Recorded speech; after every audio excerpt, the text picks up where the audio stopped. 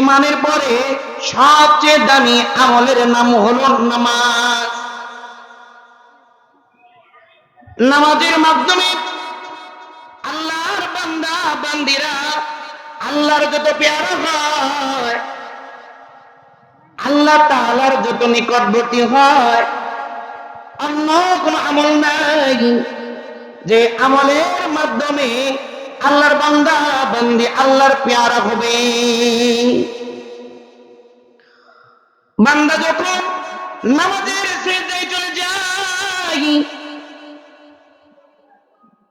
আমার আপনার পয়গম্বর মুহাম্মদ রাসূলুল্লাহ সাল্লাল্লাহু আলাইহি ওয়াসাল্লাম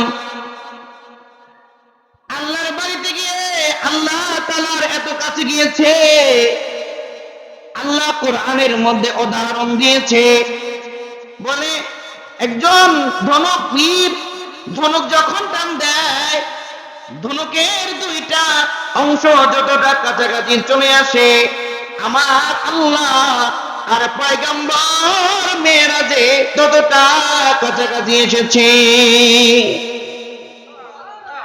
এজন্য আল্লাহর কোন বান্দার বান্দি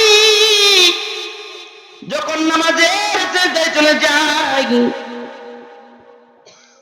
বলে আমার আপনার নবী আল্লাহর মাঝে মেরাজে পর্দা ছিল, আর আল্লাহ তাআলা বলে পয়গম্বর নবী আমার আপনার বান্দা আর বান্দি যখন নামাজে সিজদারত অবস্থায় থাকবে, বলে ওই বান্দা বান্দি আর আমার মাঝখানে কোনো পর্দা নাই।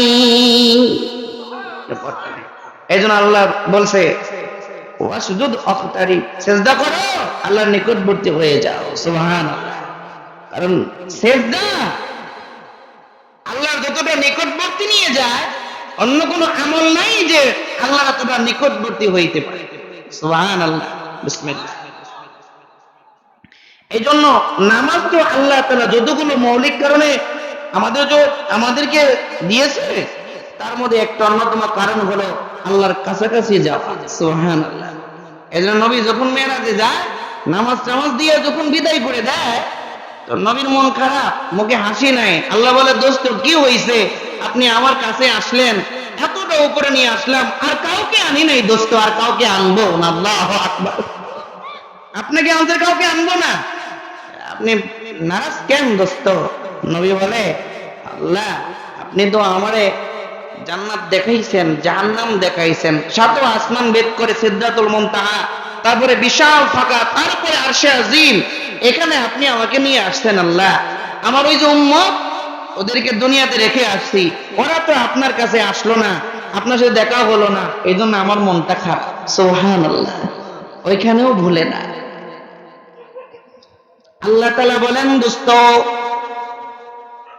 হাবিব আমার মন খারাপ করবেন না, আপনি দুনিয়ার জমিন থেকে মেরাজে আসেন একবার, আর আপনার উম্মতের বান্দা বান্দি যদি দৈনিক 5 বেলা নামাজ পড়ে, ওরাদের সাথে আমি আল্লাহর মেরাজ হবে দৈনিক 5 বার।